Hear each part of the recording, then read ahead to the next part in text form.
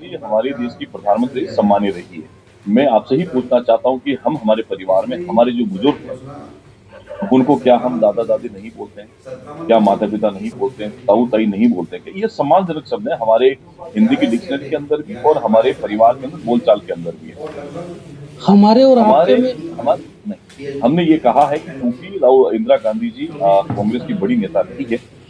सलमान खुर्शीद साहब तो पब्लिक मंच पर कहते हैं कि हमारी दादी, राहुल गांधी जी और प्रियंका गांधी लगातार कहते हैं कि हमारी दादी ने देश के लिए बलिदान दिया है।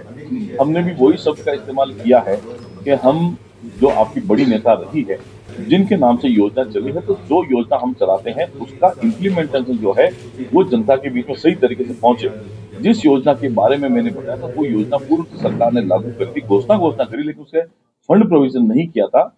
बेवजह के बातों को हाइलाइट करने के लिए इस प्रकार के आरोप लगाए जा रहे हैं, जबकि मैंने कोई असम्मानजनक शब्द कोई बात नहीं, ये सम्मानजनक शब्द है, फिर भी मेरी पार्टी, मेरे विधायक दल के नेता जो कहेंगे, मैं वो करने के लिए तैयार हूँ।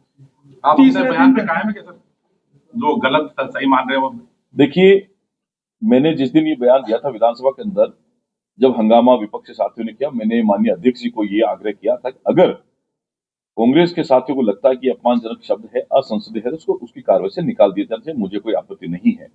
लेकिन मैं सोचता हूँ कि दादी शब्द किसी भी मीडिया के बंधु से पूछें, किसी व्यक्ति से पूछेंगे, वो ये कभी उसको अपमानजनक शब्द नहीं बोल सकते हैं। ये शब्द हो ही नहीं सकता क्योंकि हम हमारे परिवार में हम बोलते हैं। हमारे परिवार में बहुत सारे हमारे जो बड़े बुजुर्ग हैं, उनको दादा-दादी हम लोग बोलते हैं। ये अपमानजनक नहीं हो सकता, लेकिन बिना किसी बात के उसको तूल दिया गया और जिस प्रकार से कार्रवाई में बाधा डालने का प्रयास किया, उसके कारण से विधायक जो विपक्ष है, उनका निलंबन हुआ था। उनसे बातचीत चल रही है।